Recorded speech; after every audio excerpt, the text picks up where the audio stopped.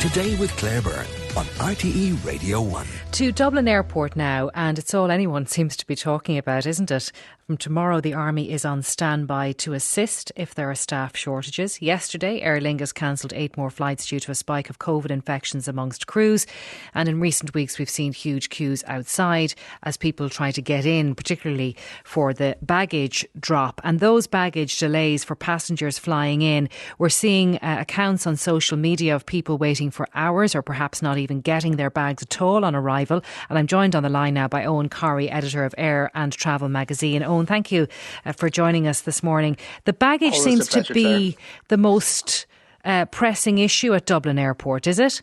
Absolutely. Focus switched from security queues, the end of May meltdown, and although there was a little bit of a swell this morning early on, they recovered fairly quickly. That seems to be the pattern. When things go beyond 30 minutes, the recovery is quite quick in Dublin Airport.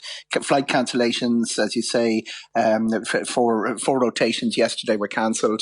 So that is back when you've got 300 takeoffs, 300 landings a day. It's not abnormal. Bit of a problem for everybody when it's a very crowded schedule, especially the passengers who are on board. But when it's down to that level, airlines are in a better position to get people where they're supposed to go on the day. That's really important. It's their problem, not yours, if your flight is cancelled. Well, what's causing the big problem with the bags? Several breakdowns on 2 main levels.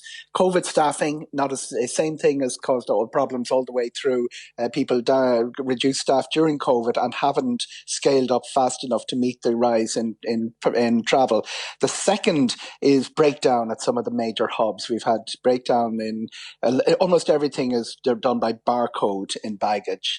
There aren't that many human interventions, and when things go wrong, there's usually a few humans to step in. Fewer of those. Biggest breakdowns, we've had some pretty bad ones on the other side of the Atlantic, but the most spectacular has been in Heathrow and Terminal 2, which is used by Aer Lingus in Heathrow, and a lot of the bags lost or by Aer Lingus are actually lost at Heathrow by the transfer airline.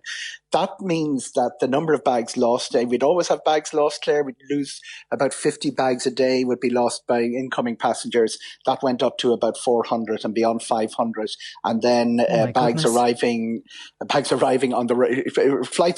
without bags loaded because there weren't the personnel to do so. That's happened. We've had people with some of their bags on board the aircraft and the other ones just not loaded because of lack of personnel. They're gone home. The bags mounting in the airport, baggage mountains all through Europe. Hamburg had such a one that they had to source a warehouse because their terminal was coming to a halt. And we have baggage mountains through Europe. What's Dublin doing about it? 2 main companies that do that, Swissport and SkyTeam. Some people remember Christoph Müller. He was CEO or chair of the board of Swissport International.